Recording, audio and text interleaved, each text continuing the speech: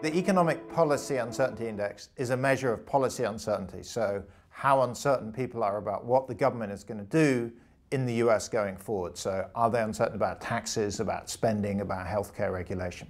And to measure this, we use a combination of how frequently the newspapers, so papers like the Wall Street Journal and the New York Times, discuss economic policy uncertainty. We also look at the amount of tax code about to expire. And finally, we look at how much disagreement there is amongst economic forecasters about future taxes and spending. And when you combine these three measures into one index, you get our Economic Policy Uncertainty Index. The key thing this shows is a huge increase in policy uncertainty since 2008. So before then, it was bouncing up and down, occasional spikes from wars and elections. And then suddenly, since 2008, whoom, it's gone up massively, and it's now incredibly high for the last 4 years.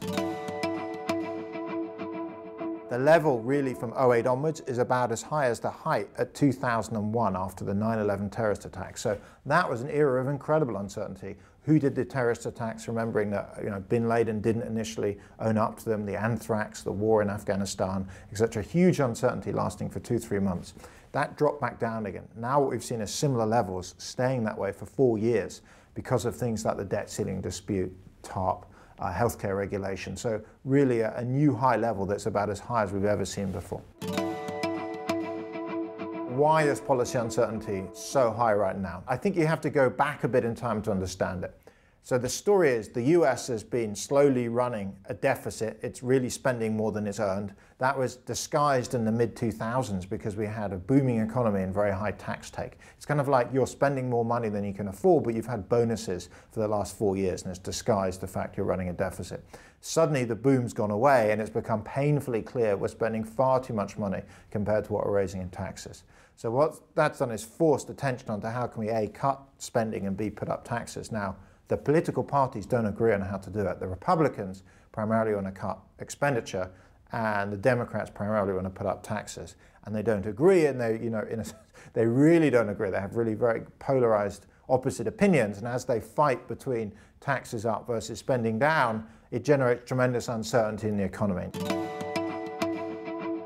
Why does policy uncertainty matter? Policy uncertainty generates a slowdown, and the reason is businesses tend to wait on making expensive hiring and investment decisions when they're uncertain. So if I'm running, let's say, a sandwich shop in Palo Alto around, in California, I'm thinking of opening up a second branch and making money, but I'm very uncertain. I may wait. I may wait to see what happens to policy next year before I make my decision. Now, of course, if everybody waits to hire and invest, you have a recession. How long will policy uncertainty go on for? How long are we going to see incredible levels of policy uncertainty? My view is this is going to last for some time, and the reason is the big driver is the fact that the deficit is in such a mess. We spend so much more than we earn, and that's driven by huge spending on healthcare. So if you look at where America's spending is going up and up and up, it's on healthcare expenditure, and I don't see that changing very radically. So unless we get healthcare under control, we're going to keep running deficits and keep having crises every few years.